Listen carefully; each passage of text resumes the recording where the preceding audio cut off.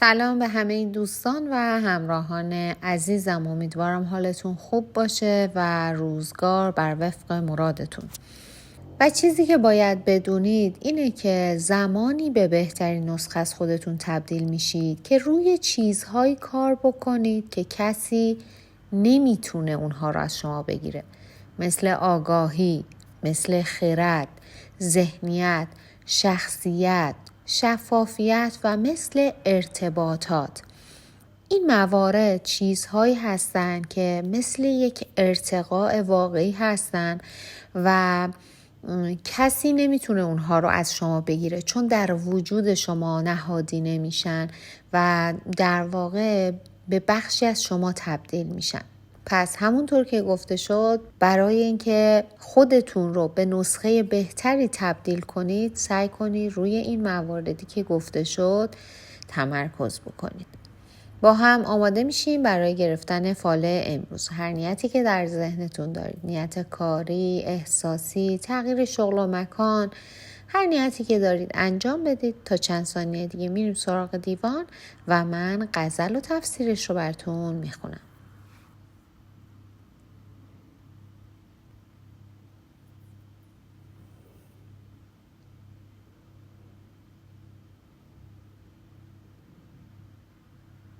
خب دوستان، اگر نیت هاتون رو انجام دادین، با هم ببینیم حافظ امروز چطور ما راهنمایی میکنن. دلم جز مهر مهرویان طریقی بر نمیگیرد، ز هر در میدهم پندش ولیکن در نمیگیرد. خدا را ای نصیحت گو حدیث ساغر و می گو، که نقشی در خیال ما از این خوشتر نمیگیرد. بیا ای ساقی گلرخ بیاور باده رنگین، که فکری در درون ما از این بهتر نمیگیرد. صراحی میکشم پنهان و مردم دفتر انگارند، عجب گر آتش این زرق در دفتر نمیگیرد. من این دلق مرقع را بخواهم سوختن روزی، که پیر می فروشانش به جامی بر نمیگیرد. از آن رو هست یاران را صفاها با می لعلش، که غیر از راستی نقشی در آن جوهر نمیگیرد. سر و چشمی چنین دلکش تو گویی چشم از او بردوز، برو کین وعظ بی معنی مرا در سر نمیگیرد. نصیحت گوی رندان را که با حکم قضا جنگ است، دلش بس تنگ میبینم مگر ساغر نمیگیرد.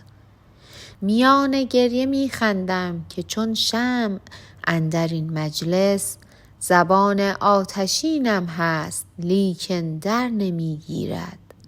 چه خوش صید دلم کردی بنازم چشم مستت را، که کس مرغان وحشی را از این خوشتر نمیگیرد. سخن در احتیاج ما و استغنای معشوق است، چه سود افسونگری ای دل که در دلبر نمیگیرد. من آن آینه را روزی به دست دارم سکندروار، اگر میگیرد این آتش زمانی ور نمیگیرد.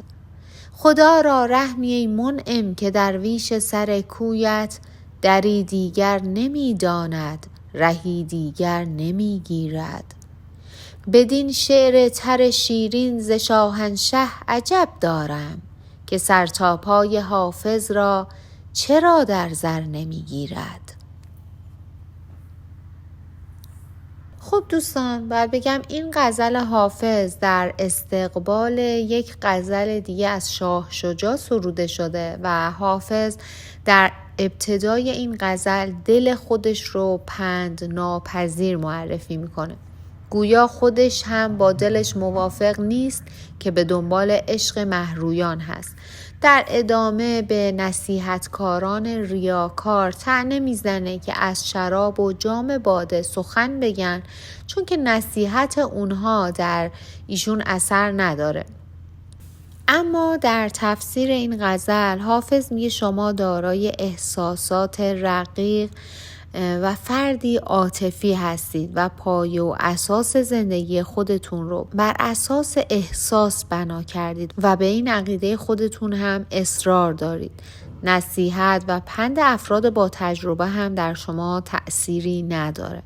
بهتره از این یک دندگی و لجبازیتون دست بردارید و راه صلاح، راه درست، چیزی که به صلاحتون هست رو در پیش بگیرید. بهتره کمی هم به فکر اطرافیانتون و دوستدارانتون باشید، هرچند که اونها منظور شما رو به خوبی درک نمی کنن، اما خیلی اوقات با شما همراهی میکنن، صبوری میکنن و بهتر رضایت اونها رو هم به دست بیارید. حافظ میگه دل به کسی سپردید و همه شما رو به خاطر این شخص سرزنش میکنن، نصیحتتون میکنن، ولی گوش شما به این حرفا بدهکار نیست، چون شما اون شخص رو کسی میدونید که لایق عشق شما هست و حاضر هستید به خاطر اون شخص دست به هر کاری بزنید. اگرچه راهتون بسیار دشوار هست، اما به خدا توکل بکنید و بدونید که به امید خدا روزی به دلدار خواهید رسید و اون شخص هم قدر سختی های شما و زحمات شما رو خواهد دونست. و باید بدونید طرف مقابلتون شما رو دوست داره، اما خیلی بلد نیست که ابراز بکنه دوست داشتنشو و یک مقداری شخص بد اخلاقی هست و شما خیال میکنید که خب این شخص بی تفاوت یا نامهربانه، در صورتی که اینطور نیست و واقعا به شما علاقمند هست ایشون. و خیلی اوقات این حس بی تفاوتی که شما از ایشون میبینید بر اثر کار و مشغله زیادی هست که ایشون دارن. دوستان، در مورد نیتی که دارید، حافظ میگه نیت شما قابل اجرا و عملی هست، اما باید این رو بدونید که هر کاری رو در وقت و زمان مناسب خودش باید انجام بدید و توی مسیری که دارید باید معلوماتتون رو زیاد بکنید. بهترین راه برای رسیدن به مقصدتون اینه که به دنبال کسب علم و کسب هنر باشید. از این دو موضوع غافل نشید. نیتی که در سر دارید میتونید به انجام برسونید و میتونید به موفقیت‌های بزرگی برسید، اما در این بین در انتخاب کسانی که قرار با شما همکاری بکنن، قرار شما رو همراهی بکنن هم دقت بکنید، چون خیلی از افرادی که در دور و بر شما هستن آدم‌های نمک نشناسی هستن. اونها هم در کنار شما پیشرفت میکنن، اونها هم در کنار شما رفته رفته بزرگ میشن، به مقام بالایی میرسن، به موفقیت‌های خوبی دست پیدا میکنن، اما قدر محبت‌های شما رو نمیدونن و فکر میکنن خودشون به تنهایی به این موقعیت ها رسیدن. پس دقت بکنید که چه کسانی رو برای همراهی در کنار خودتون انتخاب میکنید. و در مورد کاری که قرار هست انجام بدید، حافظ میگه مراقب باشید که این کار رو باید با عقل و درایت و دقت پیش ببرید. مبادا کاری انجام بدید که فکر نشده باشه و برای شما دردسرهای زیادی رو رقم بزنه. مراقب این کار باشید. اگر پشت کار و جدیت داشته باشید، مطمئن باشید که همونطور که گفته شد به موفقیت‌های بزرگی دست پیدا می‌کنید و عده زیادی هم از کار شما سود می‌برن. شما فردی خیرخواه، صبور و آرام با شخصیت محبوب و قانع هستید و حافظ داره بهتون توصیه میکنه که مواظب افرادی که حسود هستن باشید، چون دنبال فرصت هستن و قصد خیانت کردن به شما رو دارن، قصد دارن به شما ضربه بزنن و شما رو از راه درستی که دارید میرید منحرف بکنن. توی این راه دست خیلی از افراد برای شما رو میشه.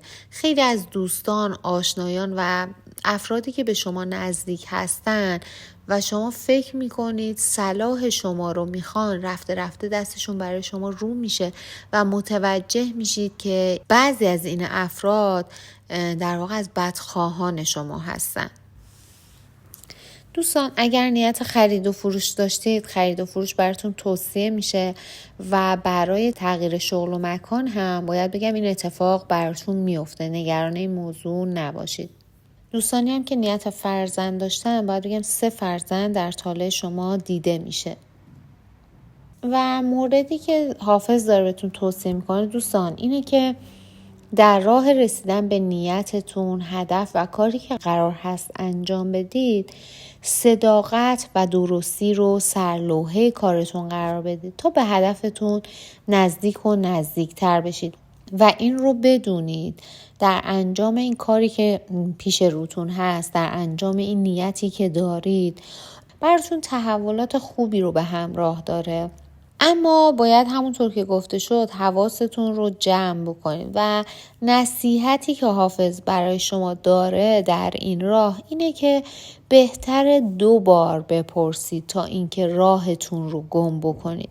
هر جا احساس کردید به سختی رسیدید، به گمراهی رسیدید، به ناآگاهی رسیدید، از افراد با تجربه، از کسانی که قراره تو این راه با شما همراه باشن سوال بپرسید. فکر نکنید 1 بار پرسیدید، اگر دوباره همون سوال رو بپرسید بقیه برخورد نامناسبی با شما دارن و یک جور دیگه به شما جواب میدن.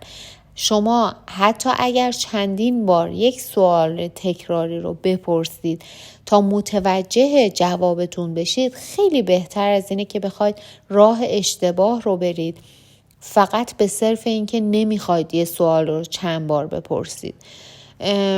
پس نگران این موضوع نباشید، نگران قضاوت بقیه نباشید، راه درست رو در پیش بگیرید. هر جا به گمراهی و بنبست خوردید سوال بپرسید و دوباره راهتون رو از سر بگیرید.